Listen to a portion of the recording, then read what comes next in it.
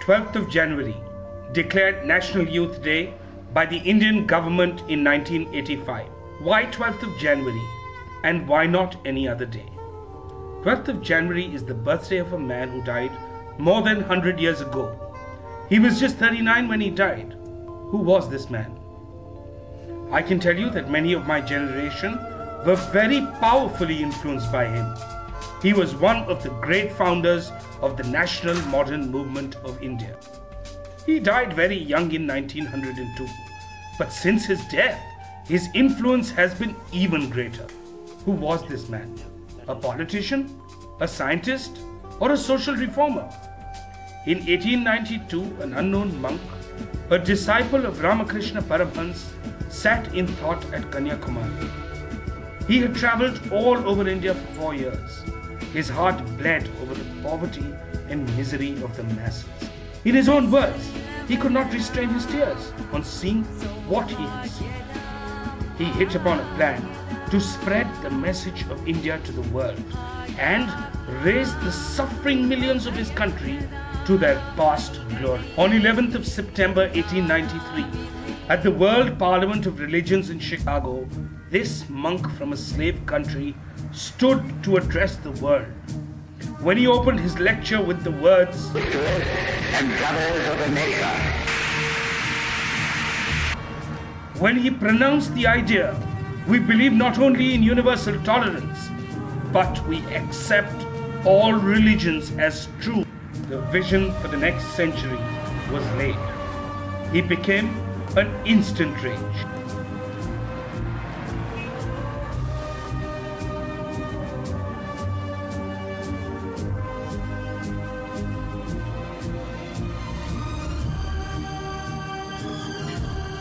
Yes, he was a missionary, but he did not convert. Surprised a Jewish on hearing him remarked, after hearing him, I realized that my religion was also true.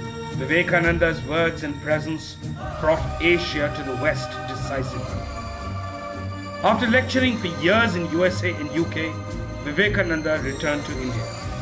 He had to arise and awake a nation which felt like a slave under the shadows of the British and the West. I discard the idea that India was ever passive. The great proof of this activity is that our most ancient and magnanimous race still lives.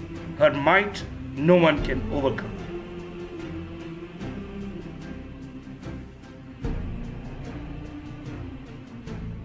He exhorted, our country requires heroes. Be heroes. Stand firm like a rock. What India wants is a new electric fire to stir up a fresh vigor in the national veins.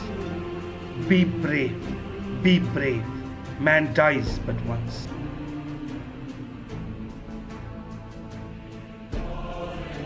He told the youth, all power is within you. You can do anything and everything. Believe in that. Do not believe that you are weak. If you have faith in all the 330 millions of your gods and still have no faith in yourselves, there is no salvation for you. It is a man-making religion that we want. It is man-making education that we want.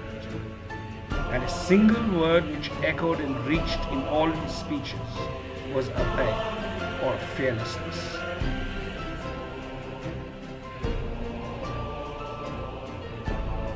Astrology and all these mystical things are generally signs of a weak mind. Therefore, as soon as they are becoming prominent, we should see a physician, take good food and rest.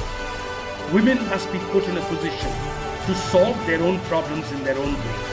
No one can or ought to do this for them. He believed in just one God. Worshipping God means serving His word. This indeed is well, not indulging in ceremonials. Whether rice plate should be placed in front of God for 10 minutes or half an hour, that is lunacy. And all this while the living God is dying for want of food, for want of education. Vivekananda, after tirelessly lecturing for 11 years, died in 1902 at the age of 39. The great Jagdish Chandra Bose said on his death, "Can we realize what that work has been? How one man did all this? When one is tired, it is best that he should sleep, but his deeds and teachings will walk the earth and waken and strengthen.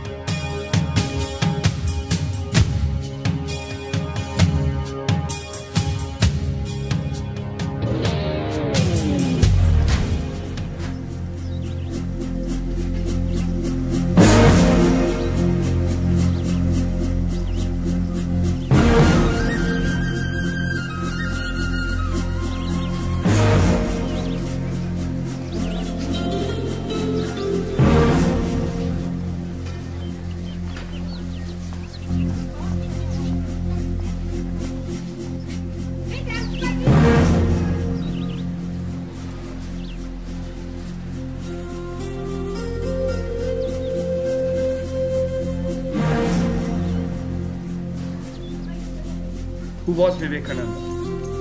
A saint? A patriot? A humanitarian? Is he relevant today? Find out for yourself.